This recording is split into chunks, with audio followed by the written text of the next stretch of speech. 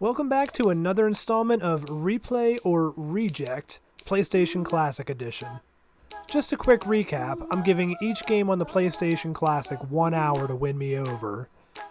After that hour, I'll make my determination on whether the game would be worth replaying in the future, or if it will get added to my ever-growing list of reject games that I never want to play again. There's only one game on this list that I've actually beaten before. The rest of them either I have barely played, never played, or never even heard of.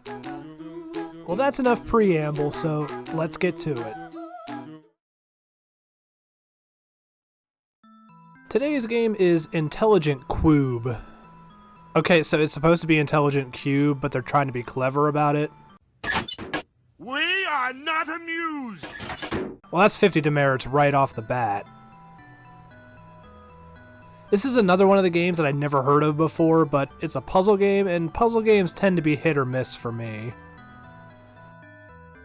We have some tutorials here which I checked out first just to see how to play, and that can be good and bad. It's nice that a game is telling us how to play, but a lot of the best puzzle games have little to no explanation needed. Like, did anyone ever need a tutorial to figure out how to play Tetris? Anyway, so the tutorials do go over the basics, and it's nice that they actually explain it while it's being shown instead of just having a text wall or something. The main goal of the game is to capture cubes before they fall off the edge. If too many fall off, you lose a row of the platform you're standing on, and then if you fall off, you die and it's over. There's also forbidden black cubes, which you don't capture.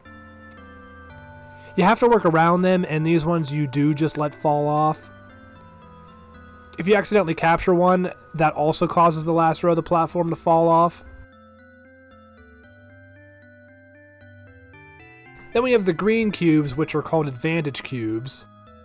If you capture one of those, then the spot you collected on can be activated by pressing triangle, and then you collect a whole 3x3 section. It's good for capturing a bunch of regular cubes, but you also have to stay vigilant to not get the forbidden cubes. If you get a perfect round by capturing all that you're supposed to and not capturing any of the forbidden ones, you get an extra row added onto your platform, which will make the next round a little bit easier.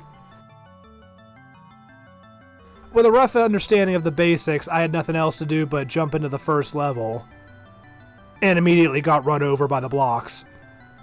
I do that again and then have to just give up and regroup. On my second attempt, I at least did a little bit better.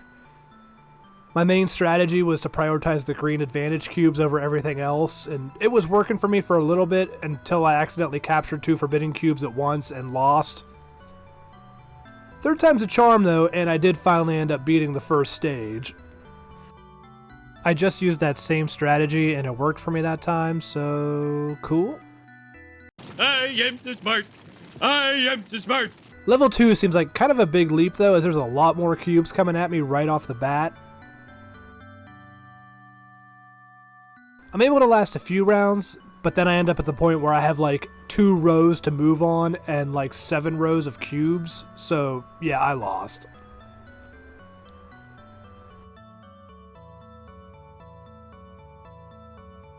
My second attempt was actually a little bit worse. I lost almost immediately and then had the game add insult to injury by calculating my IQ as 2. 2? I'm down. I then decided to go back to the first stage again and maybe get a little more practice. First try I ended up sucking again. I was doing okay and then I got crushed by the cubes a few times, which then caused them all to go off the edge and shortens the platform. That's another thing I don't like, the fact that you have to play a physical person on the platform. I don't really feel that that adds much other than an extra level of annoyance. Because you could be doing well and then just move a split second too slow and you get run over and it just tanks your whole game. I would have much preferred to just have a cursor or something and take that aspect of getting run over out of the game entirely. Unsurprisingly, this game's another reject for me. I wasn't able to make it past the second level, and I ended up with my highest IQ score being 60, which the older I get, the dumber I get, so that might actually be accurate. Damn. After replaying the same levels over and over, I did get slightly better at them, I guess, but I wasn't really having fun. The levels are just too long, and it's really frustrating that you could be doing well and then make one misstep, and it makes it just impossible to recover from it. There's no real variety here either. As far as I can tell, there's essentially just the one game mode, consisting of 9 levels. I had to look up how many levels there were since I couldn't even get past the second one. I'm sure they get even more challenging as you go, so it would probably take a while to get through them all, but with my puzzle games, I would much prefer to have a lot more shorter levels. There also seems to be a good amount of luck involved. Sometimes you just get a bunch of the advantage cubes, and other times you get bombarded with the forbidden cubes. It's bad enough when you have short puzzle levels that are luck-based. I'm looking at you, Candy Crush. But with long levels, that's just not cool at all. There is a 2-player mode, but it's the same thing, just you take turns playing each stage. So even if I did have friends, I have 2 numbers in my phone. They would probably stop being my friend if I made them play this with me.